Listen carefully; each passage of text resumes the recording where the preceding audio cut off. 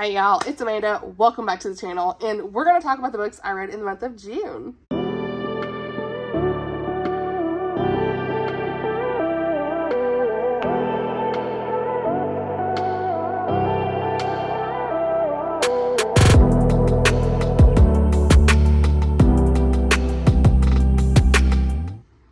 Alright, you guys, so despite being so busy in the month of June, somehow I managed to read several good books this month. I think I was just so stressed out that when I came home in the evenings, I was making sure to just read the best I could. So yeah, I had a lot of physical reading that got done, good new releases, some 5-star reads. It was just an overall good month. Had a couple of DNFs we'll touch on, but yeah, we'll just go ahead and dive right in. So again, P.S. thank you so much for your patience, as my uploads were kind of sporadic this last month as well, but I think we're back on track for July. We'll see.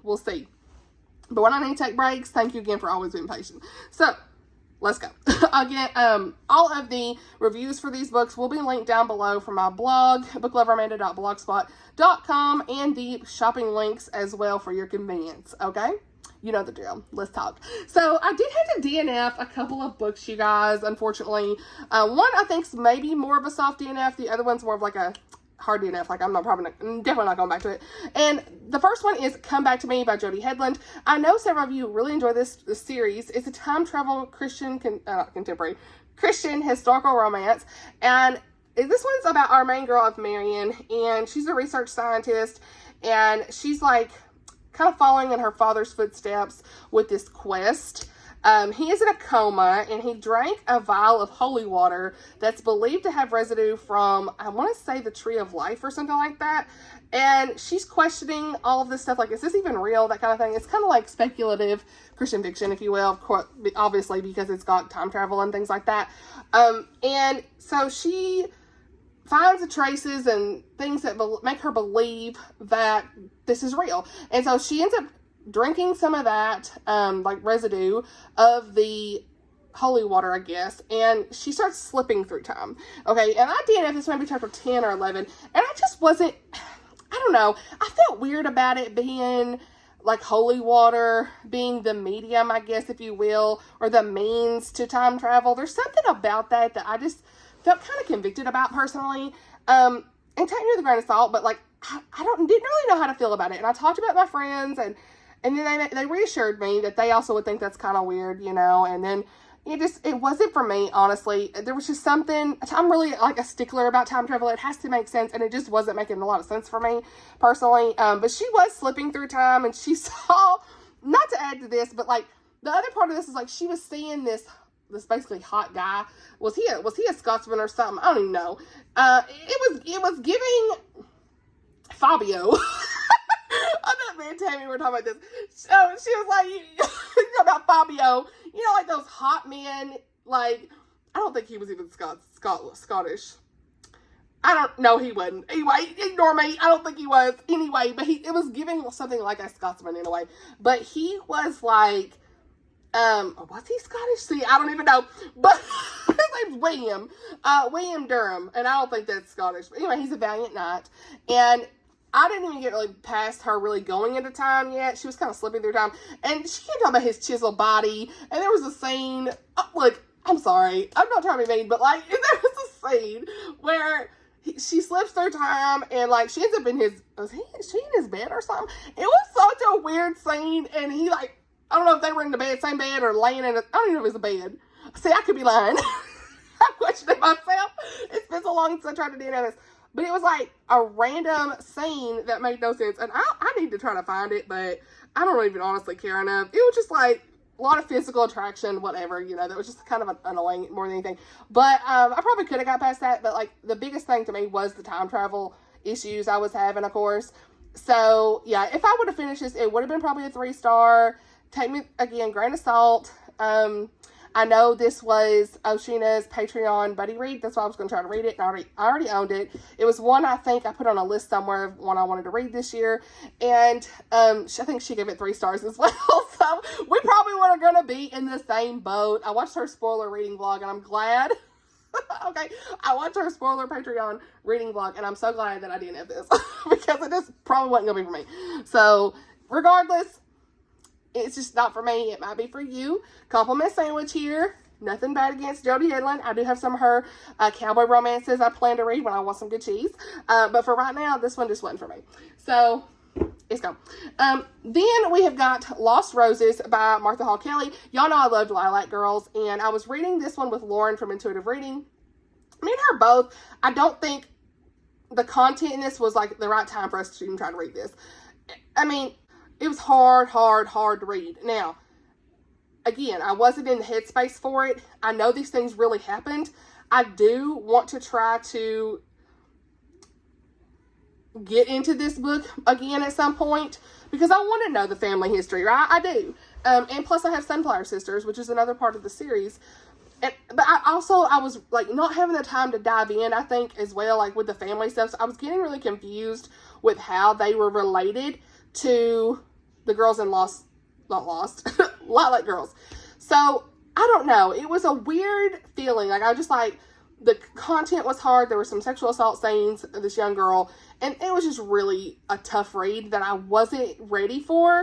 So I'm going to keep this book and maybe I'll come back to it in the next year or so. But for right now, it's going to be I'm just going to put it down. I think I got to like, I don't know, 5 or 6 or something. And then Lauren kept reading and she also DNF'd too. Like we were just like, I just think right now this is too much for me.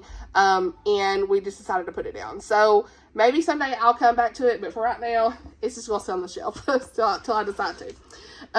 So yeah, those are the DNFs for this month.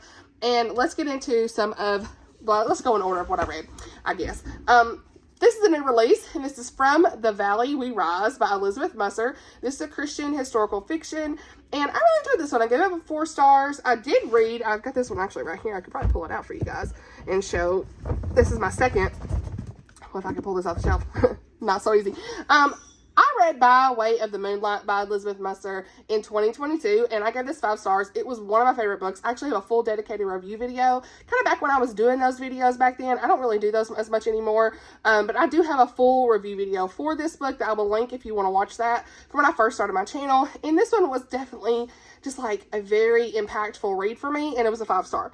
So I absolutely was looking forward to reading From the Valley We Rise, and I gave this one like a 4-star. This one wasn't quite the same level as By Way of the Moonlight for me. It was still a good read. I'm really glad I read it, and I learned quite a bit of things. So this is set in 1944, following the D-Day invasion and leading up to the second D-Day invasion of Normandy. And we are following a very deeply moving story of these 3 characters, Isabel, Renee, and what's his name? Peter, okay, names.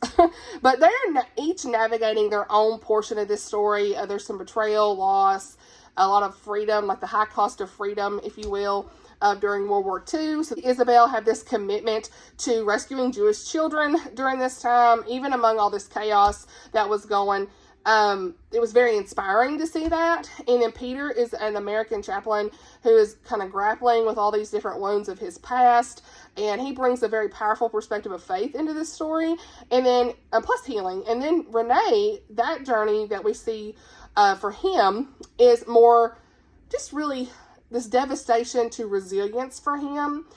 Is very emotional. You see a glimpse into France during World War II with this, and so yeah, I think that all the characters were my favorite, if you will, out of this book. Like, I didn't have a true favorite. I think they all went together very well. The way she weaved their stories together was great. Anybody who likes a good historical World War II fiction is going to like this one. I need to get back into reading her other books, because I've got some others on my shelf by her. So yeah, I just really liked how Elizabeth tied in all 3 of the characters and how their stories were weaved together. Can't say because it would spoil things, but there was just something about the way she did that was so good. So yeah, definitely one I would recommend if you are someone who likes that World War II general Christian historical fiction type story. So then I have a 5-star. I have a 5-star read. It's so exciting. I love this book. It's my favorite book, I think, of the month. It really is. Well, I don't know, y'all. I got 3 favorites.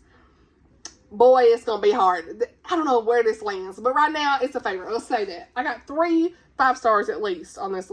Oh, wait, we got 4. I don't know what the favorite of the month is. Anyway, this was a favorite of the month. It was so good. The Lawyer and the Laundress by Christine Hill Suntz. And this is her debut novel, you guys, with Tyndale, and I loved it so much. This was an Amanda book, Marriage of Convenience, Canadian setting, single dad with a little girl that's so sweet, clean historical romance. The faith thread in this was so good. The found family, the family reconciliation. There was so much in this. That was an Amanda book, okay? So this is set in Canada, 1837, and we follow our main girl of Sarah O'Connor. And she is in somewhat of hiding from her wealthy father after a very sad and depressing departure from him, okay? Many years ago. Her husband passed away, and she's been kind of guarding her heart and really working head down, if you will, as like a laundress ever since all of this has happened. So nobody knows really anything about her history. She's kind of just, she's doing her thing, honey. Okay. Then we see this widower named James Kinney, and his daughter named Evie. Evie is the sweetest little girl. Absolutely loved her. And you see how you really fall in love with Evie from the moment she sets foot on page, I guess, yeah. And her and Sarah had this beautiful bond. I loved them together so much. They were so sweet. And Sarah really steps in and tries to protect Evie in a lot of different circumstances. And things go crazy with her job. James ends up, like, forbidding their friendship, if you will. But then you really kind of see he finds out the truth of the matter and things, and he opens up and realizes he was wrong about Sarah. A lot of scandal kind of ensues, as it usually does in this time period, and James ends up offering like a marriage of convenience to protect her, and she like is going to help raise Evie and all that stuff, and the story goes on from there. And I just love the writing style in this one. It was a very quick read. It was very engaging. I connected with our characters, and one of my favorite quotes, and we'll read it. I'm talking about faith, hope, all those things you pretend you don't need. You figure God abandoned you, but you know deep down that's not true. He was there all along, holding you up until you were ready to stand again. And that was so relatable for me. I cried in that moment, not gonna say, but the grandmother in this was very impactful for me also. And there's some moments like with her granny that just made me cry. It was just beautiful. So I'm glad that I read this for review, because I honestly never would have probably picked this up had I not seen it on, like, that Tyndale was publishing this. Like, I just happened to see it, and it wasn't even on my most anticipated releases, I don't think.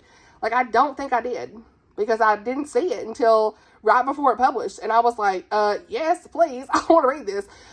Marriage of Convenience, I want all the Marriage of Convenience stories. There's something about it, especially like in this time period, and this one just was chef's kiss. It was beautiful. So highly recommend. A really great Christian historical romance. Like, I'm impressed. I really am. So Christine, she got it going on. Like, that was so good. It was such a good story. Then some time passed before I even got to this book. Okay, so the next book I read was The Pharisee's Wife by Jeanette Oke. And this one is already out from like a few months ago, but this was a review copy that I needed to get done. And I really enjoyed this one too. 5 stars for me. This is, I think, her first biblical fiction, I'm pretty sure. If she has another one, I'm not sure, but it's one of her very few, if that. Jeanette Oke doesn't really do biblical fiction much that I know of. I'm pretty sure, correct me if I'm wrong, sorry. I don't know much about her works, but I think she's more known for like the Love Comes Softly, One Calls the Heart type stuff. I've read one with her and her daughter, Unyielding Hope, that kind of stuff. So this one was a really standout book for me to pick up, because I love Tessa Afshar's books, and they said, if you like Tessa Afshar, read this. I was like, I'm sold, honey. You had me there. You had me at Tessa Afshar, okay? So this is fictional characters in biblical times during the time of Jesus' ministry. We've got a lot of insight to the Pharisees during this time, obviously Pharisee's wife, and this is a very powerful story. Strong heroine, her name's Mary, and a lot of forgiveness was shown in this. Very thought-provoking, okay? I was impressed, because this young Jewish woman named Mary ends up having to marry this Pharisee named Enos, and he is not a good man. He is just striving to get at Jesus because of his ministry. He is after Jesus. He's like one of the Pharisees that would have been after Jesus during this time, okay? And I don't think he's a real one. I think like by name, I should say. These are fictional characters from what I understand. Again, correct me if I'm wrong, but from what I understand, these are fictional characters during the time of Jesus' ministry, okay? But it gives you insight to what it could have been like from his point of view also, because you do see the Pharisee's point of view. So anyway, he ends up seeing her in a market. She's accidentally like not covered her face fully, and which I think is really like the front cover here. Her face is not covered up very well, and it looks like she's at the market maybe. I don't know. But anyway, so she is quickly swept up in a world of unknown by this Pharisee named Enos, and he promises to kind of get her family out of poverty. It becomes very clear that he views her as a possession to help her in his circumstances more than being a partner. Like, they're not in any way romantically involved. It, like, from her perspective, like, it's nothing she wants to do. It's by like a legal thing only for her, and she is just devastated by this whole circumstance of what she's had to do. And so her training is really to become this religious leader's wife, right? And he has a goal to take down Jesus. And so Mary was so strong during this time. Everything that she went through with Enos was just horrifying. It was so sad, but you know what? Her strength she showed was very powerful. I cried with the way she had forgiveness in the end of this, and in a couple other places where Jesus was mentioned in the end. Like, I was sitting on the front porch just reading through this. I finished it. I was like, page turner. It's definitely one of those page turner books. Like, the author's note also was really great because I was so encouraged. Just really encouraged my faith, because it reminded you that no matter what happens here on earth, it's our temporary home, and we are awaiting Jesus's ultimate return. And like, these people were just waiting for him to come back. You know, it's the way she portrayed it, you know, and I imagine that that's really what it was like. You know, they were just dying to get him to come back after everything had happened during that time, and all the rumors and the miracles and the things of his teaching and the time of Acts and all that stuff. You know, they were just like itching for him to come back, right? And here we are 2,000 plus years later, waiting on his return as well. And no one knows when, but he coming back, honey. And it was so encouraging to read through this and just see through their eyes and her character. It was just beautiful. That's all I can say. I'd recommend this to anybody who likes the biblical fiction, like a Tessa Afshar, Connell and Cassette, probably Misu Andrews. I think they also mentioned Misu on the back of this too. Like, it's a very life-changing story. So I'm so glad I read this one. Definitely a favorite. So yeah. It's hard to pick. I'm telling y'all, I had some good books this month. Like, who am I, y'all? Then I read some more lighthearted books, because that was a little bit, you know, like, took me out.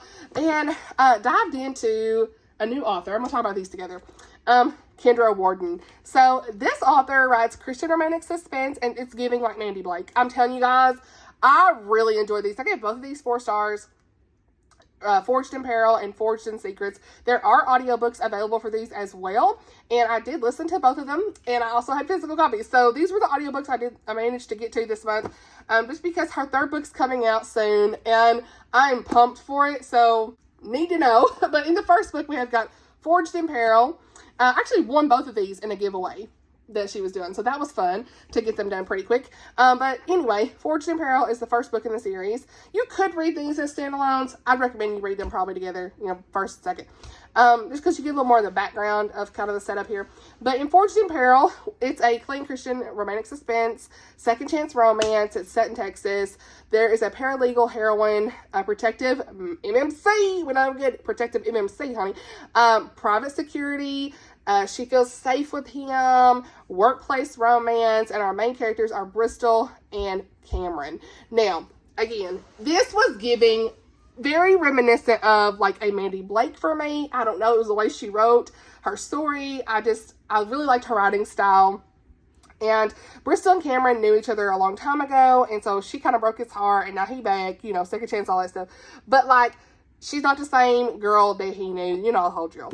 Still needs help from Cameron because some man's after her from her past. He was the man who had assaulted her in the past. So there is trigger warning for a previous sexual assault that's discussed. She's explaining what happened in fair detail enough. So I just want you to be aware of that. It's not explicit in any way, but it's like she's going through the emotions and she's explaining that. So just be aware of that content going into this. But it was a very powerful story of faith in that regard, of what she was dealing with and what she had been through. And so he is helping her to feel safe and secure for the first time in a long time after all this. And I don't know, I found myself really connected to the characters, especially like with what she had been through. I felt like it was like the right amount of romance and suspense for me. It was, he's very sweet, all that good stuff. And there was a thread of God's plan is always at work, even through our suffering, and there's a purpose through your pain. And I really liked the way that Kendra told this story. So, Forged in Peril, 4 stars. Glad I read this one. Then we've got book 2, which is Ben and Gracie in Forged in Secrets. And this is Friends to More, Grumpy Sunshine. It's like beachy feel. Again, private security, that whole stuff, like the brother stuff. He's in denial about his feelings. Look here, Ben. Okay. Some good faith elements, So, yeah, I mean, again, I don't have a whole lot to say. It's just like, this one is Ben and Gracie are working to try to find her childhood friend, Katie. And there's so much going on in this, but that's the main plot. And a lot of, like, working the puzzle out, if you will, in this. And so they're trying to figure out, like, what happened to Katie? Did she disappear? Like they think she did. Like, where's she at?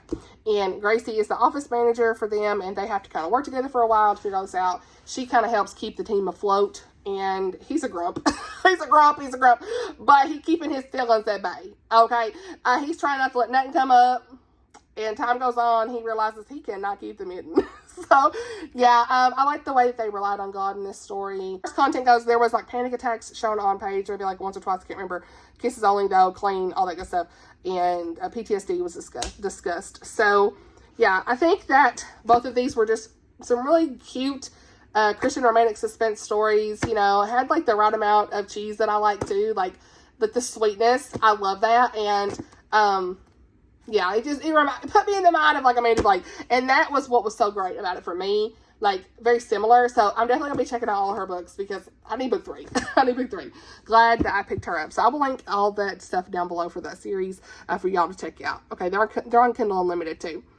Then I finally finished The Codebreaker's Daughter, y'all, by Amy Lynn Green. I feel like I was reading this forever. I don't know what it was. But this was a new release as well in June. And read this for review. And this one was a 4-star read for me, too. I have read 3 of her books now. The Foxhole Victory Tour. And the Blackout Book Club. And I want to say I had another one. Maybe this is the 3rd one. Your girl can't even remember. But I have read at least 2 or 3 of her books. Actually, this is the 3rd one. I have not read Things We Didn't Say. I think that's what it's called. Anyway, neither here nor there. This is the 3rd one I guess I read about her.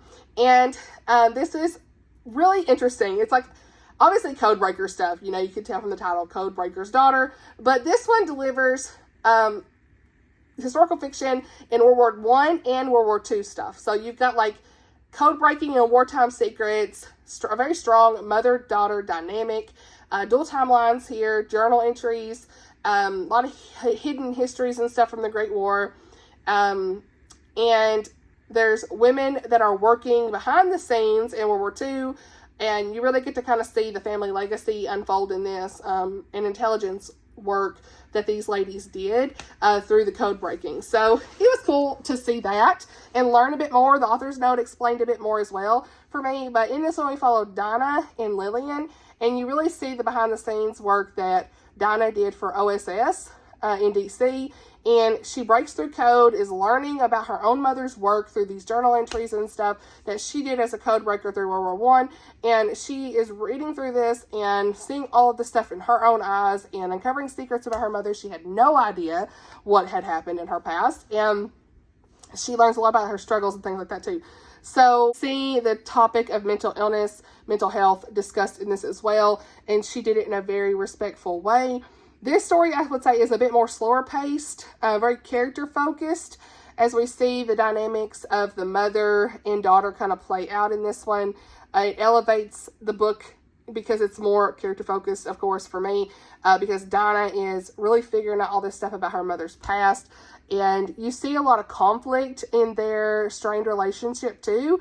But honestly, the heart of this story is about these two really smart women navigating their jobs, the expectations during this time in their jobs, and they have a very complicated relationship between the two of them. So it's very layered in that regard, and it just highlighted, I think, also like a very lesser known aspect of women's wartime contributions that I didn't really know much about. So that was cool. So yeah, I think the author's notes definitely one you need to make sure you read. I always appreciate the author's notes, especially when she explains like what was real, what wasn't, that kind of stuff. So yeah, glad I finished the Codebreaker starter because it was pretty good. I really liked it. Now look, look, you already know that another 5-star was on the list when the Mandy Blake popped in. Look, if you didn't see the short of me getting this book in the mail, they gonna be linked. I did a whole nother short or reel, whatever you want to call it. It's on my channel and Instagram. Like try to like one of those convincing you to read type things. I'm dabbling a little bit, honey. Okay, I'm not the best, but I'm trying. Okay, to let y'all know why I love this book, and it's Love on the Run, Mandy Blake, book 5 in the Love and Blackwater series.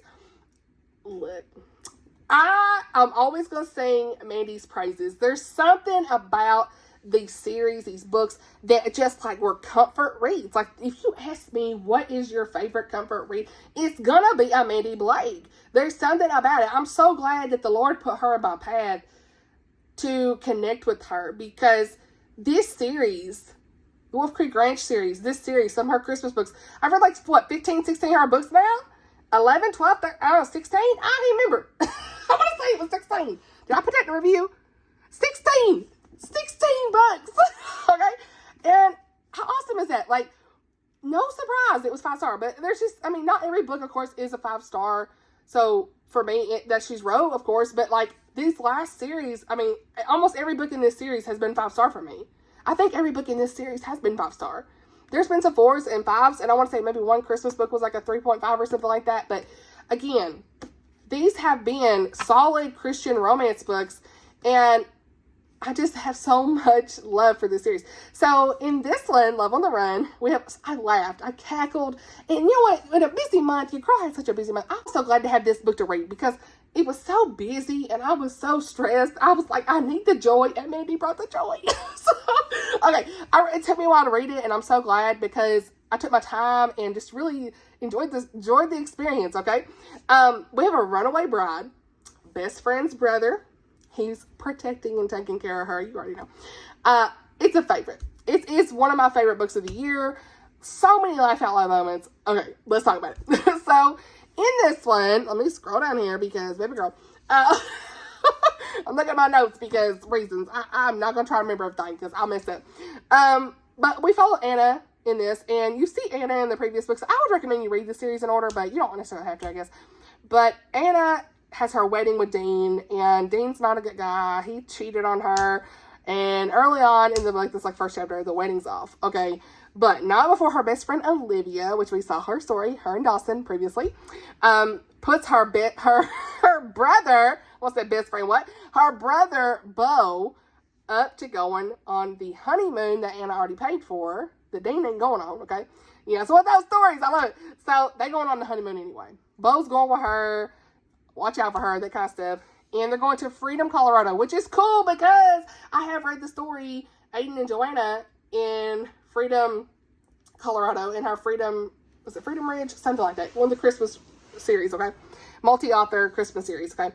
And, yeah, it was cool. They make an appearance in here, too, so that was cool. So, yeah, they go to this, like a snow town, if you will, because like Christmas town in a way, and they are doing all the things. Okay, she runs off with this trip away from her controlling family because she has a lot of issues with her mama, and she finds, and her daddy really, but she finds out more than she bargained for with him because they are in some hilarious situations and they're falling in love, you can tell, and they had some fun snowboarding, dinner activities, snowball. I wouldn't say the snowboarding was as fun. Some stuff happened. But the snowmobile, I want to say, was actually pretty funny. I'm pretty sure. I'm trying to remember all the details, but there were some shenanigans, activities, coffee and dinner dates. The dinner cracked me up. I was rolling. There is obviously forced proximity in this because they go to the hotel that they're supposed to stay in, and they only have the one bed, so it's like that kind of trope, but like he's like sleeping over here, and at that point they didn't even really like each other.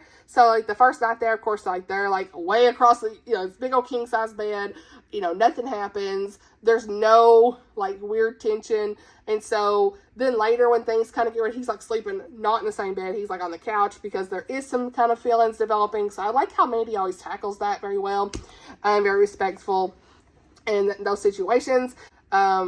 Really great love story. She stands up for herself to her family, and she does what she wants in her life. And Mandy also shows in this, like, how important it is for you to take care of yourself too on privacy stuff online, because a friend online that just really made you think you got to be so careful with what you're sharing online.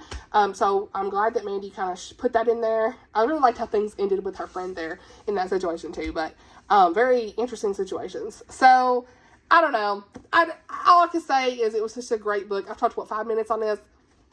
Read the series. Read it. Beautiful, beautiful, beautiful. Definitely one of my favorite books. I mean, y'all, what more can I say? What more can I say? All right. Next, we've got a 4-star read, and that is Vanished by Dr. David Jeremiah. And I was not, this is not on my radar, y'all, again. What? But this is one that I got a message from his Instagram, and I was like, no. I was like, what? I could not believe it. So I was like, yes, I want to read this. So this is his first fiction read. He's usually one that writes Christian nonfiction, right? A lot of prophecy books, the rapture, that sort of stuff, end times nonfiction, right? And I have several of his books. I've actually got one right here called the Book of Signs. So I've got several of his books that I want to get to about the prophecies and all these things in Revelation. You already know. But this is called Vanished, and this is one that's very reminiscent of like the Left Behind series. I have read the first 3 books in the Left Behind series, and I love those. And this also has a really good audiobook. I had the audiobook from NetGalley too, so I kind of read it in tandem. But this is going to be a series. I'm so excited because I was like, this ended where I think I need another book. And I mentioned that. I messaged the girl back on his Instagram, and like the marketing manager on there, and she said that they're already talking about a series. Let's go. So this follows John Haggerty, and he's a leader of a special military unit that is very involved with stopping potential pandemics and things like that before they spread. And he essentially has like a front row seat to the increase in the birth pains, if you will, leading up to the rapture, right? Such as like the plagues, the earthquakes, the famines, the wars, all of that stuff, okay? Everything's becoming more intense, and his own personal life is a mess with his ex-wife and all this stuff, and his kid and all this, and he's just trying to patch everything up with everybody. But he's also got some grief and stuff from the relationship with his ex-wife. There's so much that he's went through. And right when we think things might be looking up for him, everything goes crazy. The events start to kind of put themselves into place leading up to the event of everybody disappearing in the rapture, okay? And I just really appreciated this as like a quick reminder for everybody to be ready for the end of times. Be prepared. We have no fear because we know where we're going, honey. Believers in Christ, we got true hope in Jesus no matter what happens before he comes back. And when he comes back for us, we're going to be ready, okay? So no need to fear. We're ready, okay? But the ending, like I said, left me needing to know. So yeah, I got 4 stars. Really enjoyed it. I think that anybody who likes like those suspenseful Christian fiction stories surrounding end times and biblical prophecy, they're gonna like this. I got interrupted because my phone said storage was full. We had to get ready. So back to what I was saying. The only reason I think this wasn't like a full 5-star for me is just because of some of the details that kind of bogged me down just a smidge on some of like the pandemic stuff and medical things. But other than that, it's a great book. It really was great. I have really no complaints, but I have forgot throughout this video to tell y'all why some books are 4s and ones are 5s. Like, what even is ratings anymore?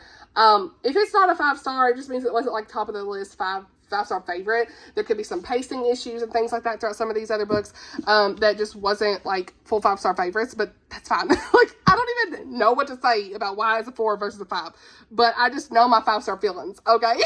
So I still recommend this book. Vanished was so good. Highly recommend. I cannot wait for the next one. So yeah, I have one more book. It was a 5-star favorite. It was another 5-star favorite. Oh my gosh, you guys, I'm like losing my voice. So the last book that I read this month, and then we'll talk a minute about the current reads. Edenbrooke. Your girl's got a whole vlog on this from last Thursday. If you missed it, it's going to be linked in the card and description. If you love Okay. Slow burn, swoony romance, Regency era, what? Clean and proper love stories, witty banter, letters, like the country estate, the horseback riding, all that good stuff. Like, he falls first. Strong and very not so ladylike. Okay, main ladies. Okay, very protective guys in this. Okay, he's very noble, and a little bit of drama and Jane Austen type stories. Read this book. The romance. It's the romance for me. It's the romance.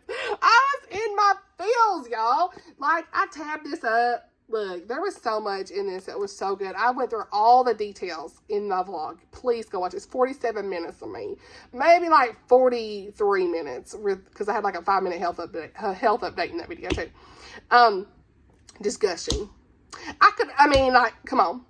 This was what the buddy read for Oshina's Patreon was, and I'm so glad, because this is also a 25 and 25 book that Blake picked. Number 5. I've read 5 of his books out of 25. What? Let's not tell him. But I've finished this, okay? So we got a book off the list. But in this book, we have Marianne Daventry, and she goes to basically meet her twin sister, Cecily, to Edenbrooke. Okay? This is the country estate, all that good stuff. And things happen where she kind of has a meet ugly, if you will. It's not a meet cute very well. They don't get off on the right foot, okay? She runs into this handsome guy, okay? And he ends up helping her along the way, and they become friends. There's some feelings. Marianne's not sure what to do, though, because of stuff with her sister. Her sister's, like, not arrived there. Like, she gets there a week early and kind of gets to know the guy that, like, you think that her sister's probably gonna be involved in, like, interested in. Like, they never met, but she's like, oh no, my sister's, like, supposed to, like, probably like this guy, because like, the sisters explained to be, like, they're described, I meant to say, I'm too excited about this book. The sisters described to be, like, this real beautiful girl, and then, like, Marianne's, like, not the pretty one, right? So, as it would have it in these books, but, so, she just, like, all the things that her sister Cecily's been talking about, she's like, I know she's going to be interested in this guy, but, like, Marianne's interested in him, and obviously he's interested in Marianne. So, when the sister finally gets there, you know stuff's going to be, like, different, right? So, anyway, I don't even know what else to say. There's a lot of adventure that Marianne kind of gets into. There were so many moments I cracked up. It reminded me of Pride and Prejudice. It really did. Just watch the vlog. Okay, please, please, please. I know so many of y'all read this one. I loved it. Thank you for recommending it. I actually have Blackmore sitting on my shelf. I think my leg's going to sleep. We won't pull it out, but I got Blackmore sitting over here. So I'll be reading that at some point, but, like, this was so good. I highly recommend. So, whoo, that'll do it. Okay, that's everything I have read so far this month. Let me talk about what I'm currently reading. Oh my goodness, my leg. Y'all, my legs are asleep for 30 minutes. I've been sitting on the floor. Okay, so just real quick. I know the light looks weird right here, but we're going with it. So I'm currently reading The Summer of You and Me by Denise Hunter. I bought this in the Books of Man Christian Fiction buy one get one half off deal because reasons. But I was so excited to get to this one because Oshina gave us 5 stars and I trust her. So I'm listening to the audiobook too of it. It's a really good audiobook. Highly recommend. This is a clean fiction, more so that it says that they put it in the Christian fiction section, but there's no real faith in her newer books. They're more just like clean romance, which is fine. But this is so good. More thoughts to come on this one later, but I'm really enjoying it. It's probably gonna be at least a 4 to 5 star. Who knows? We'll see. Right now, I'm like not that far into it. So, also finally getting into Hava by Tosca Lee. Hava. This was the book club read over at Chrissy's Purple Library for her new book club. And did I not get to it? No. So, sorry sis. I am like 2 chapters in though, and I'm really enjoying it. And so I'm definitely going to be reading this over today and tomorrow. So I'm just going to go ahead and put this to July's wrap up. But look for my review on my blog and stuff to come. It's a biblical fiction all about Eve. And I'm really liking it so far. Also, a new release that is pretty much done out that I'm behind on, which is fine. And that is Savannah Scott's new book, Fire and Icing. Okay, so it's on my Kindle or Kobo. I have a Kobo and a Kindle. We're not gonna talk about it. Anyway, it's all about e-reader. And I'm really liking it. It's like a fake dating. The first book in her Firemen of Waterford, Tennessee. Yep. Firemen of Waterford, Tennessee series. And you've got Amberly and Dustin. And I'm liking it pretty good. It's like a 4-star so far right now. So we'll see as things go, how that's going to go. But that's it for me on this video. Let me know what you read in the month of June. All the good things. Again, I'm not doing a very good job keeping y'all up with the challenges I'm participating in. Not even my own. I'm sorry. But I'll have to just catch up on that later. It's been a crazy month. But I'm glad I got this video done. All the things are going to be linked in the description as always. Let's chat in the comments. Let me know if any of these sound interesting. Have you read any of these? All the good things. Would love to hear your thoughts. Thank you so much for watching, and I'll see you in the next video. Bye, y'all.